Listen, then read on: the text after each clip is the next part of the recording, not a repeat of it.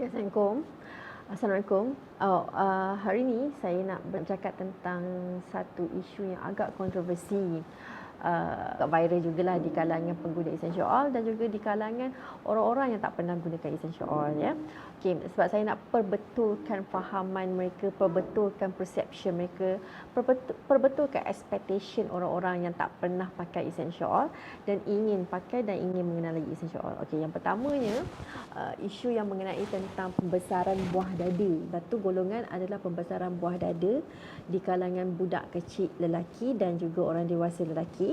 Dan yang keduanya adalah pembesaran buah dada juga di kalangan budak kecil juga, tapi budak kecil perempuan.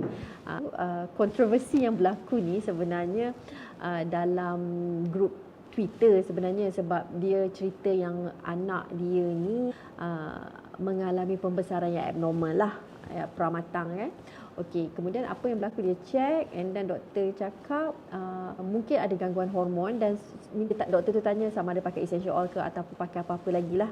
So dia kata ada. So doktor suruh dia hentikan essential oil tu, penggunaan essential oil tu. Doktor tu juga cakap yang mana bukan sekadar essential oil, ada banyak benda-benda lain lagi, pemakanan kita semua, ya. So tetapi orang-orang kita ni dia suka pandang satu je, suka ingat essential oil bahaya pakai, so dia akan mengganggu hormon. So persoalannya, betul atau tidak sama ada essential oil ini mengganggu kita punya hormon kita, dan dia akan memberi kesan yang buruk lah terhadap pengguna essential oil sebab dah ganggu hormon. Okey. Dan yang keduanya, betul ke pakai essential oil tetek bila dah mengganggu hormon ni, betul ke tetek akan jadi besar? Kan, sebelum saya kupas lagi pasal benda ni lah, saya nak cerita sebenarnya apa itu essential oil, sebab orang tak sedar yang sebenarnya essential oil ni memang dipakai oleh mereka tanpa mereka sedar. Saya nak sentuh bab itu dululah sebelum saya kupas tentang pembesaran buah dada di kalangan dua kategori tadilah. Okey, ya. Okey. Bagi yang tak tahu apa itu essential oil ni adalah sebenarnya esen pati minyak yang diekstrak daripada tumbuhan. Itu kita kena clear lah. So soalan lagi, essential oil ni kimia ke? Okey, kita kena go back balik, kita punya definisi of kimia tu apa. So definisi of kimia tu sebenarnya semua benda kat dunia ni adalah bahan kimia. Itu kena sangat jelas. Semua benda kat dunia ni adalah bahan kimia, ya. Sangat, yang ini kita kena betulkan, ya. Okay? Dan yang keduanya, bahan-bahan kimia itu boleh hadir secara semula jadi atau boleh disintesiskan di lab. Itu yang kita kena bezakan. Bila sebut essential oil, dia bukan minyak semata-mata, dia esen, ya. Okay, pati yang ada dalam tumbuhan tu. Okay. Kemudiannya, bagaimana nak dapatkan essential oil ni? Macam mana nak dapatkan essential oil ni? Mengekstrak essential oil ini melalui penyulingan sejuk, distillation, penyulingan sejuk. So daripada situlah kita boleh ekstrak dia punya esen, pati minyak tu daripada tumbuhan tu, daripada situlah. Okey, pada zaman Ibn Sina ni dia telah kaji benda ni. So dia tengok radas ni dah ada dekat masa dekat tamadun Cina lah. So orang Cina ni dia dah ada benda ni, ya. So apa yang dia buat, dia lengkapkan radas untuk menghasilkan, untuk ekstrak essential oil ni. So dialah orang pertama yang berjaya melengkapkan radas untuk ekstrak essential oil, Ibn Sina. So kenapa dia nak pati minyak tu? Sebab dia nak menggunakan pati minyak yang ada dalam tumbuhan tu untuk merawat. Ini saya sebut Ibn Sina, ya. Saya tak sebut zaman sekarang. Saya sebut pada zaman Ibn Sina, dia menggunakan pati minyak ini untuk merawat pesakit dia. So sebelum Ibn Sina buat ni, dia ada satu lagi method. Method ni macam mana? Method dia kita masak tumbuhan tu, campur dengan air, campur dengan minyak, masak untuk jadikan satu ramuan bancuhan minyak lain yang dinamakan minyak tumbuhan. Bukan pati minyak, tapi minyak tumbuhan. Sampai sekarang kita buat, orang-orang biasa boleh buat macam minyak gaman, lepas, ya. So dulu memang dah pakai. Mereka memang menggunakan tumbuhan ini sebagai satu bahan untuk merawat penyakit lah. Tak kisahlah penyakit apa, tapi itu adalah sumber utama, ya, sumber utama untuk merawat penyakit, baik Ibn Sina ataupun baik orang-orang sebelumnya. Okey. Dan akhir kurun ke-17 ke awal tu kurun ke-18 lah, bermulalah di mana konsep perubatan Ibn Sina ni macam dah berubah sedikit. Dia macam dah lari konsep sedikit.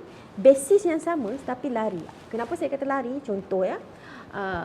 Saya nak korang faham benda ni. Sebab kalau korang tak faham benda ni, korang tak akan faham juga pasal essential oil. Ya? Okay. So, apa yang berlaku, kalau Ibu Sina, dia menggunakan pati minyak, dia menggunakan tumbuhan tu sendiri, dia ambil the whole component of tumbuhan tu sendiri. Dalam pati minyak ni, dia ada a few compound chemical.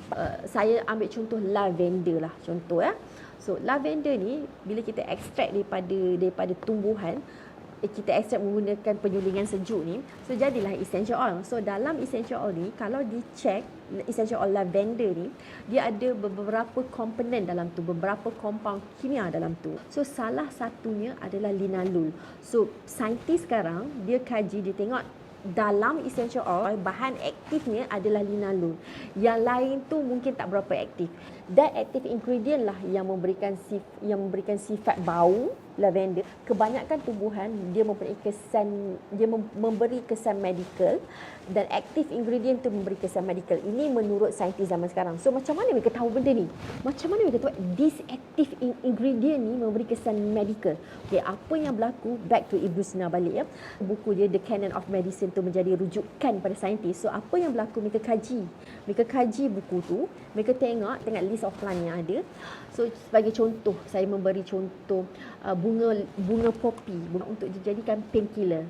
Bunga popi memberi kesan macam kesan penenang kepada orang yang memakannya. So Ibu Sina dah guna benda tu. Dia ambil bunga popi, dia bancur, dia buat jadi ubat lah.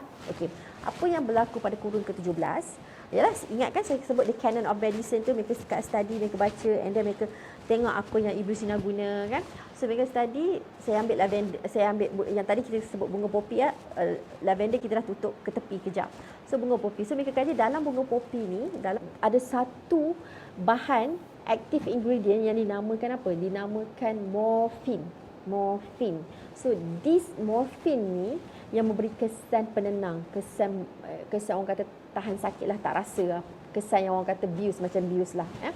So itulah bila mereka kaji, sebab zaman sekarang dah ada teknologi. So bila mereka tengok, oh this active ingredient, this compound yang memberi kesan terapeutik macam ni. Morphine adalah the first painkiller yang dibuat oleh bukan Ibu Sina zaman sekarang. Sebab Ibu Sina bukan guna morphine, dia guna the whole component tu, dia tu ya. Dia tak guna active ingredient semata-mata. So apa yang berlaku zaman sekarang ni, bila dia guna active ingredient semata-mata, and then berlakulah ada side effect daripada penggunaan morfin tu. So apa lagi mereka buat? Mereka cuba untuk menghasilkan morfin ni secara sintetik pula. Sebab mereka perlukan morfin untuk merawat pesakit. So bagaimana untuk reducekan kos? Sebab takkanlah nak ambil daripada tumbuhan saja, penatlah kan. Kos lagi, nak tebang pokok, nak kutip lah, apa segala benda lah, banyak kos akan meningkat. So apa yang mereka buat? Mereka cuba untuk hasilkan di makmal.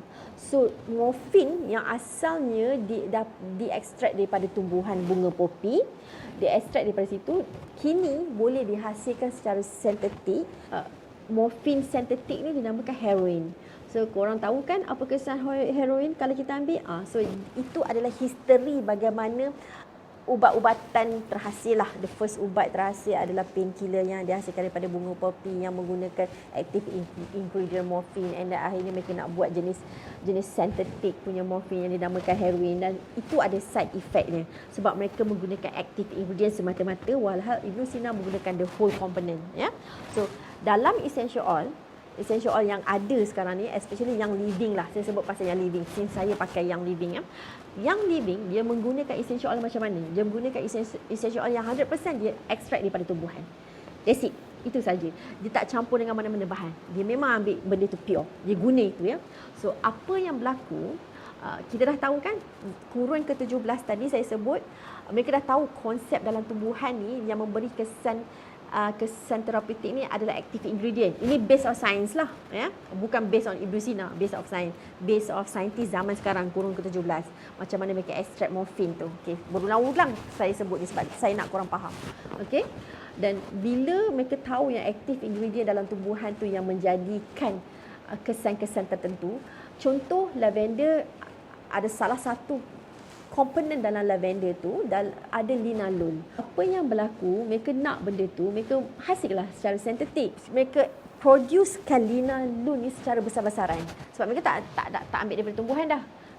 Boleh cut cost dan boleh menjimatkan masa. Zaman sekarang yang ada, yang dijual dekat luar ni, kita tak tahu sama ada dia betul-betul essential oil ataupun dia sekadar active ingredient semata-mata. So, dalam YL memang dia menggunakan the whole thing, essential oil, pure essential oil yang dia ambil daripada tumbuhan tu.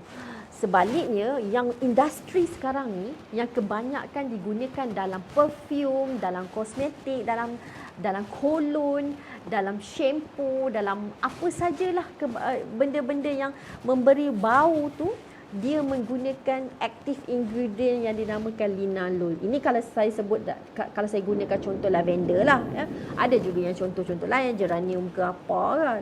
Saya nak guna satu lavender, saya nak guna contoh lavender lah. So ini yang berlaku. Tanya kat diri korang, betul ke korang ambil essential oil yang memang dalam essential oil tu ada the whole component, the whole chemical, ataupun korang menggunakan satu chemical saja yang dinamakan linalool. Okey, kenapa lavender? Kenapa Yani nak cerita pasal lavender ni? Okey, kenapa ya? Sebab back to mula-mula tadi saya sebut pasal isunya apa, kontroversinya apa yang berlaku. Kontroversinya yang berlaku adalah pembesaran buah dada yang abnormal di kalangan budak kecil, lelaki dan juga orang dewasa, dan juga baru-baru ni di kalangan budak perempuan yang pramatang. So, tidak dinafikan kes seperti itu berlaku. That's why saya tahu. So, okay. So, bila saya tengok research tu balik, saya baca semintas selalu je. Saya tak study apa pun, saya baca. Sangat mudah sebab saya baca dia punya objektif, method saya tengok, ini saya tengok conclusionnya. So, in fact, dalam research tu tidak menyebut tentang essential oil. Dia tidak menyebut tentang essential oil, tetapi dia menyebut tentang tentang kolon yang mengandungi bahan lavender. Dia sebut itu je. Dia sebut kolon yang mengandung lavender. Dia tak sebut essential oil, ya. Apa bahan yang terkandung dalam lavender yang saya cakap tadi? Bahan apa?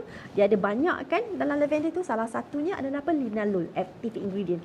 So dekat sinilah saya nak kata, kita jangan cepat sangat membuat conclusion yang mana bila pembesaran buah dada ini kita kaitkan dengan essential oil. Tak boleh sangat, because sebenarnya satu benda macam saya cakap tadi, kita kena bezakan antara essential oil, ya, ataupun active ingredient semata-mata, which is linalool. So basically apa yang ada dalam shampoo, dalam kolon, dalam segala benda bahan kosmetik yang kita gunakan ni, dia akan mengandung active ingredient. Linalool lah kalau dalam kes kolon ni. Dalam conclusionnya adalah bahan yang terkandung dalam lavender ini memberi kesan pembesaran buah dada. Dia sebut macam itu ya saja. So bahan itu adalah linalool. Dia menyamakan bahan kimia sintetik adalah sama juga dengan bahan kimia semula jadi. Tak sama, ya. Okay, when I say bahan kimia, okay, back to definisi dia lah, ya. Kalau dia sebut bahan kimia yang ada dalam lavender tu, dia ambil pick up satu je, linalool. Linalool punya ikatan kimia sama juga dengan linalool yang dihasilkan secara sintetik, which is true, betul. Ayat saya korang kena faham, ya. Ada dua jenis bahan kimia, satu bahan kimia yang hadir secara semula jadi, ataupun satu lagi yang dihasilkan di lab atau yang dihasilkan oleh kita, yang disintesiskan lah, dinamakan bahan sintetis.